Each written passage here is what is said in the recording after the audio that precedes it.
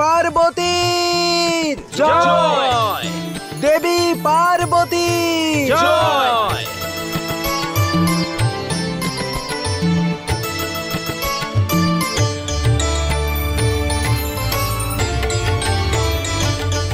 না জেনেও আমি বহু বর্ষ ধরে এই মুহূর্তটির অপেক্ষা করেছি। আর আজ যখন আমার প্রতীক্ষার অন্ত হচ্ছে, যখন আমার স্বপ্ন বাস্তবের রূপ পাচ্ছে, তাহলে এ সমস্ত আমার স্বপ্ন কেন মনে হচ্ছে? স্বপ্নই হোক বা সত্যি, আর সংসারে সেই স্বপ্নকে সফল করতে পারো কেবল তুমি। শুধু তুমিই পারো। অন্তও তুমি, আরম্ভও তুমি, আর অন্ত এবং আরম্ভের পরেও কেবলমাত্র তুমি। আমি বুঝলাম না দেব। বোঝা এবং সময় একই সূত্রে গাঁথা। সঠিক সময় আসলে তুমি সব বুঝতে পারবে। এবার পাত্র পাত্রী নিজেদের স্থান গ্রহণ করুন।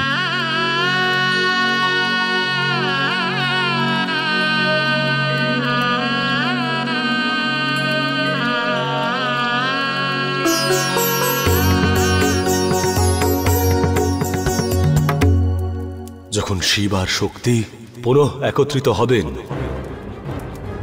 তখন ওই দ্বিতীয় আর তারকাসুরের অন্ত হয়ে যাবে।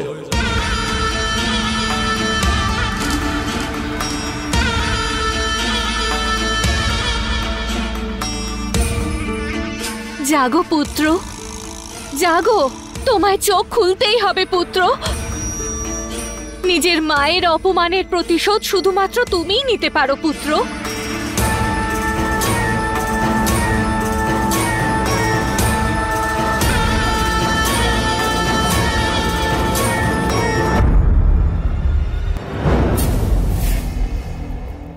তারকাসুর, তারকাসুর, আমার কথা শুনতে পাচ্ছ? কতটা সময় পরে আমি অনুভব করতে পারছি তুমি আমায় জীবিত থাকার সংকেত দিচ্ছ। আমার পরম ভক্ত নন্দীকে আহত করে তুমি বড় ভুল করেছো, আর এবার তোমার এই ভুলের দণ্ড আমি তোমাকে স্বয়ং দেব তারকাসুর।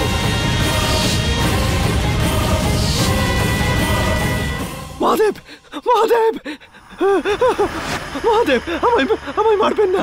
তোমার কিচ্ছু হবে না পুত্র, তুমি শান্ত হও। এই দেখো, এখানে মহাদেব নেই। এখানে তোমার কেউ কিচ্ছু করতে পারবে না পুত্র, তুমি সুরক্ষিত আছো। হ্যাঁ, সম্পূর্ণ সুরক্ষিত। তুমি জানো তোমার অসুর ভ্রাতারা তোমায় নিয়ে কতটা চিন্তায় আছে? ওরা ভাবছে মহাদেবের ভয়ে ভীত হয়ে তুমি চিরকাল মূর্ছিত থাকবে। কিন্তু তোমার মায়ের তোমার উপরে সম্পূর্ণ বিশ্বাস ছিল যে তুমি এক শ্রেষ্ঠ যোদ্ধার মতো নিশ্চয়ই ফিরে আসবে পুত্র। মাতা, যখন আমি জ্ঞান হারিয়েছিলাম তখন এখানে কি কি হয়েছে? নন্দীর কথায় মহাদেব সেই মুহূর্তে তোমায় হত্যা করেনি। সেই সুযোগে আমি তোমায় পাতাল লোকে নিয়ে এসেছি, কিন্তু তোমার আঘাতগুলো এতটাই গভীর ছিল পুত্র যে পাতাল লোকে পৌঁছবার আগেই তুমি জ্ঞান হারিয়ে ফেললে। আর তোমার এই দুর্দশার সুযোগ নিয়ে সেই রাতেই দেবতারা স্বর্গ থেকে অসুরদের তাড়িয়ে দিয়েছে, আর তারপর স্বর্গে পুনরায় প্রতিষ্ঠা লাভ করেছে। আর তার ঠিক পরেই মহাদেবের বিবাহের সম্পূর্ণ প্রস্তুতি নিয়েছে। অর্থাৎ মহাদেব আর দেবী পার্বতীর বিবাহ সম্পন্ন হয়েছে মাতা? না, এখনো পর্যন্ত না। তুমি যখন আবার নিজের জ্ঞান ফিরে পেয়েছ, তখন আমি তোমার অমরত্বের পরিকল্পনা পুনরায় করতে পারি পুত্র, যাতে তুমি অমর হয়ে যাও আর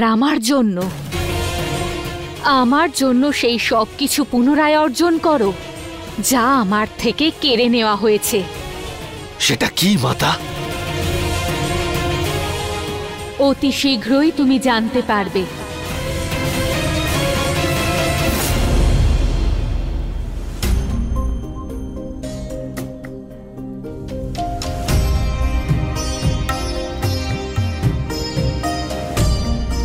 হে নারায়ণ, আপনি তো জানেন যে বিবাহের শুভ মুহূর্তে বরপক্ষ আর কন্যাপক্ষ পরস্পরকে উপহার প্রদান করে। তাই আমরা মহাদেবের জন্য এই সুন্দর আর অমূল্য আভূষণ প্রস্তুত করেছি।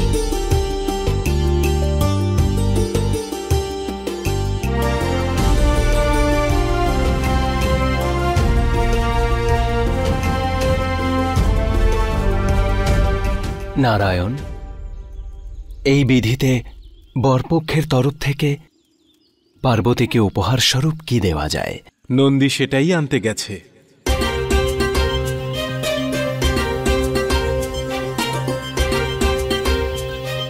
এ মহাদেবের সবচেয়ে প্রিয় বস্তুগুলির মধ্যে একটি, আর এই বিধির জন্যে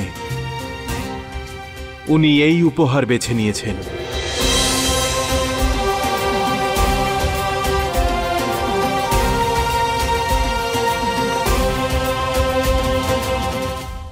যেহেতু এই নিয়মে মহাদেব স্বয়ং ভস্মের চয়ন করেছেন, তাহলে আমরা এটা স্বীকার করছি।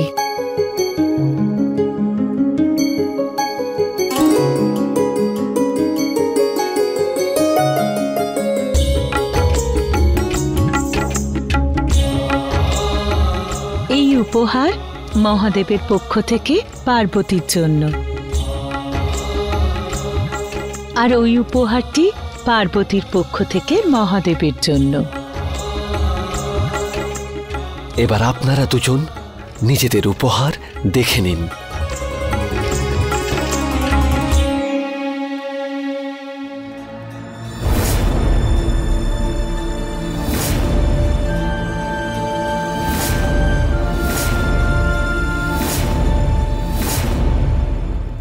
এটা কি করে সম্ভব? লাল বস্ত্রের নিচে তো স্বর্ণাভূষণ ছিল, আর সবুজ বস্ত্রের নিচে ভস্ম। ক্ষমা করবেন ঋষিবর, হয়তো আমি ভুল করে উপহার বদলে দিয়েছি। আমি আবার সব ঠিক করে দিচ্ছি।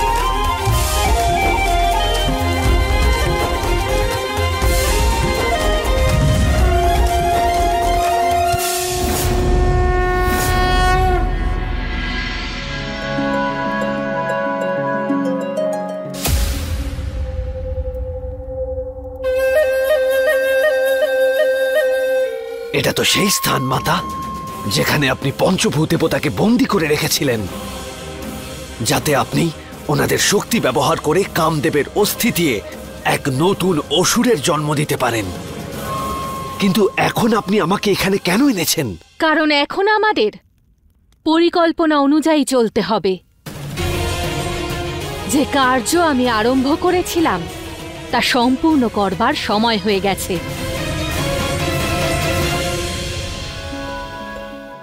মহাদেব, এ কেমন মায়া! যা স্বর্ণ অলংকার ছিল তা ছাইতে পরিণত হয়েছে, আর যা ছাই ছিল তা স্বর্ণে পরিণত হয়েছে।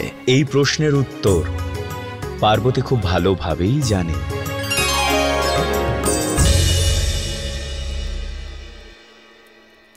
মা, পিতা, মহাদেবের কাছে ভস্ম অতি প্রিয়, আর সৃষ্টির সংহারক হওয়ার জন্য উনি এই সত্য জানেন। সৃষ্টির প্রত্যেক বস্তু অন্তে ভস্মেই পরিণত হয়।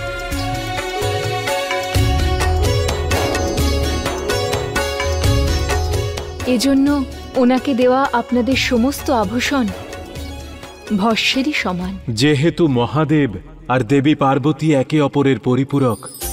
তাই দেবী পার্বতীকে তার অর্ধাঙ্গের সঙ্গে মিলিত হয়ে তার শক্তির সঙ্গে সামঞ্জস্য স্থাপন করতে হবে। একদিকে মহাদেব সংসারে পৌরুষের প্রতীক, আর অপরদিকে দেবী পার্বতী নারী শক্তির প্রতীক। আর যিনি ভস্ম থেকেও সৃজন করতে পারেন। সেই জন্যেই আজ ওনাদের দুজনের মিলনে, এই বিবাহের ফলে সৃষ্টিতে সৃজন আর শুভতার সামঞ্জস্য স্থাপিত হবে।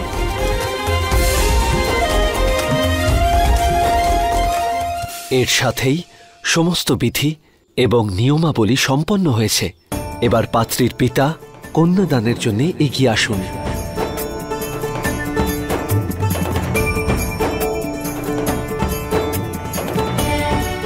পাত্রীর পিতা এই বিবাহের সমস্ত অতিথিদের সামনে পাত্রের নাম, গোত্র এবং কুল ঘোষণা করার পরেই কন্যাদানের বিধি সম্পন্ন করবেন।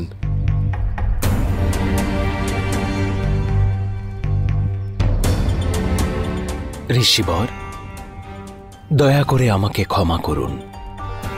আমি যে মহাদেবের কুল আর গোত্রের বিষয়ে তেমন কিছু জানি না।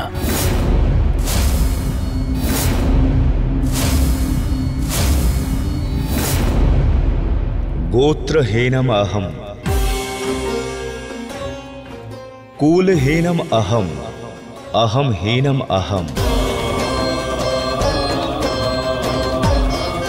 গোত্রহীনামি, কুলহীনামি। কদাচিৎ সেই কারণে আমিত্বহীন আমি।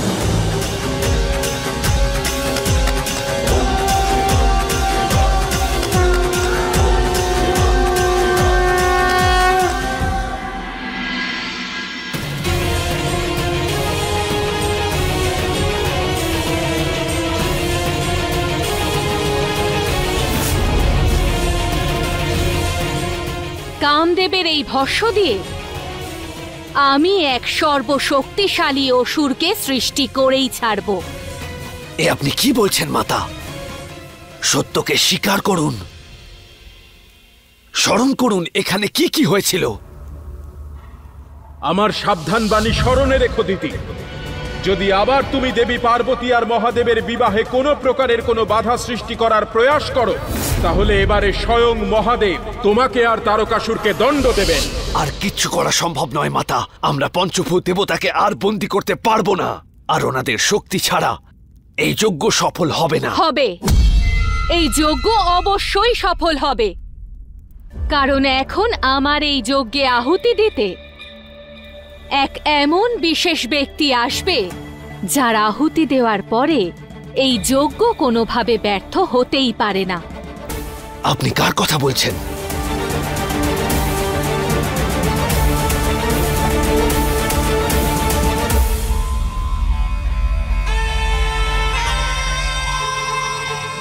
দেবী।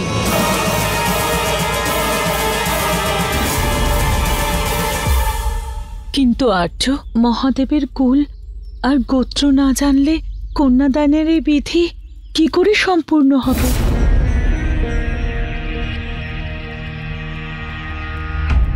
মহাদেবের কুল আর গোত্রের ঘোষণা আমি স্বয়ং করব। একথা সত্য যে মহাদেব গোত্রহীন, কারণ গোত্রের তো উদ্ভব হয়।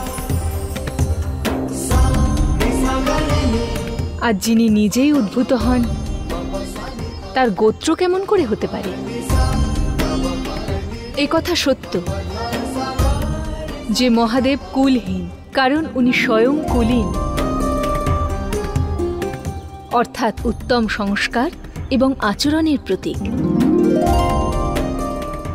এটাই নয়, গোত্র, কুল, মান, সম্মান, ধন, সম্পত্তি এসব তাদের জন্যই যাদের আমি বা অহমের ভাবনা থাকে।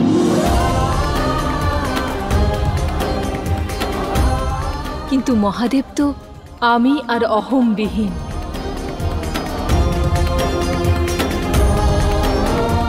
আর এই কারণেই মহাদেব গোত্র, কুল আর অহমের বিহীন। কিন্তু আজ আমার কন্যাদান বিধি সম্পন্ন হওয়ার প্রশ্ন। সেই কারণে আজ এখানে উপস্থিত সমস্ত অতিথিদের সম্মুখে স্বয়ং মহাদেবের গোত্র আর কুলের ঘোষণা করব।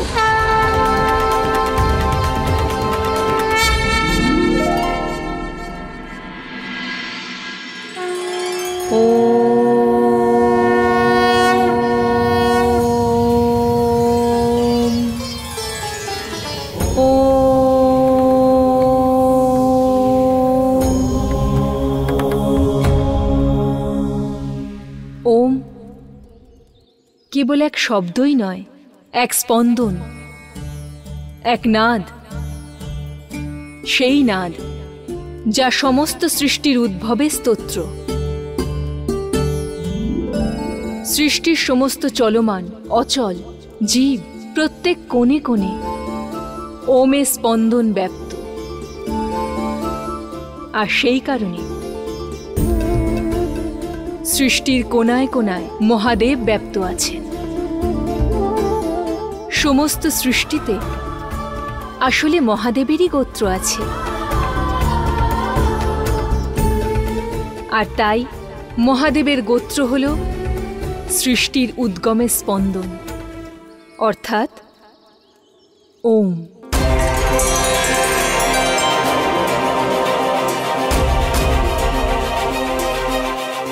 আর সৃষ্টির রচনা নাদ থেকে হয়েছে, নিনাদ থেকে হয়েছে। তাহলে মহাদেবের কুল হল নাদ।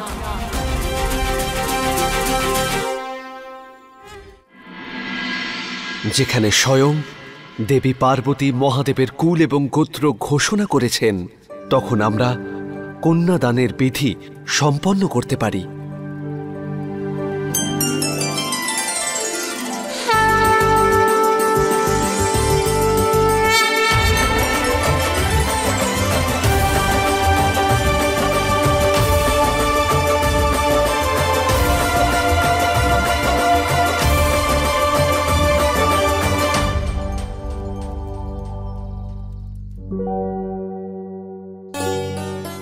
মহাদেব, এটা আমার আর আমার পত্নী মহারানী ময়নাবতীর সৌভাগ্য যে পার্বতীর মতো দিব্য কন্যা আমরা সন্তান রূপে প্রাপ্ত হয়েছি।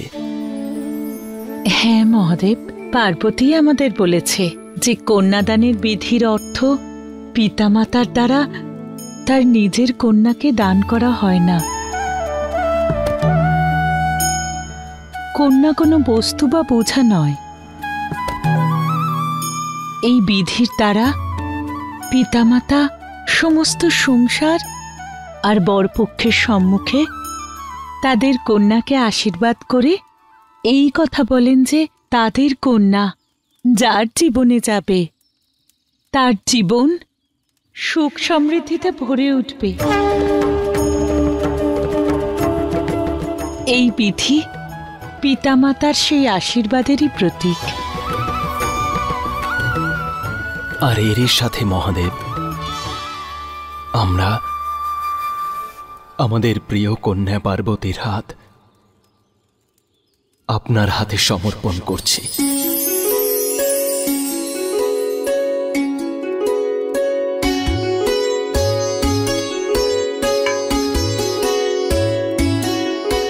কন্যাদানের বিধি সম্পন্ন হয়েছে। এবার আমরা বর পুজোর জন্য এগিয়ে যাব। পার্বতী, একটু দাঁড়াও। নন্দী। হ্যাঁ প্রভু। আরও একটা জলকলসের ব্যবস্থা করো, কারণ আজ এখানে শুধু বর পূজা বিধি হবে না, বধূ পূজাও হবে, এবং সেই পূজা আমি স্বয়ং করব।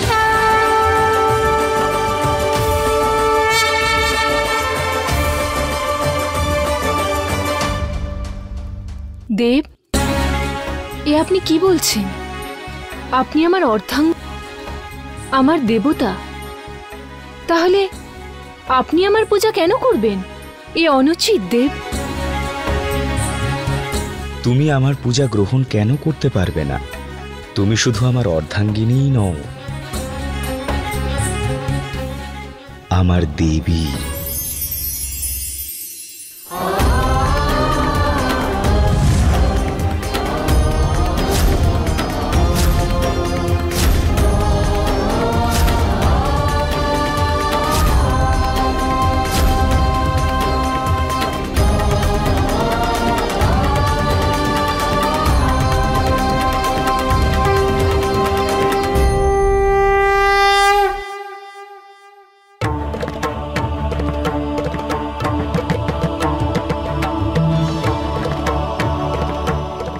আপনারা আমার সামনে নতমস্তক কেন হচ্ছেন?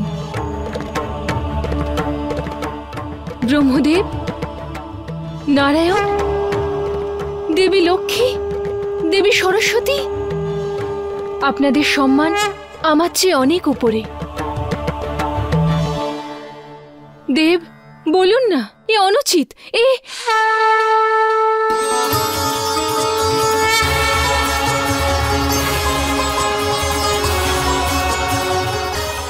দেব, আপনিও? কিন্তু কেন? কারণ সময় এসে গেছে, এবার আপনার বাস্তবিক স্বরূপের পরিচয় করাতে হবে।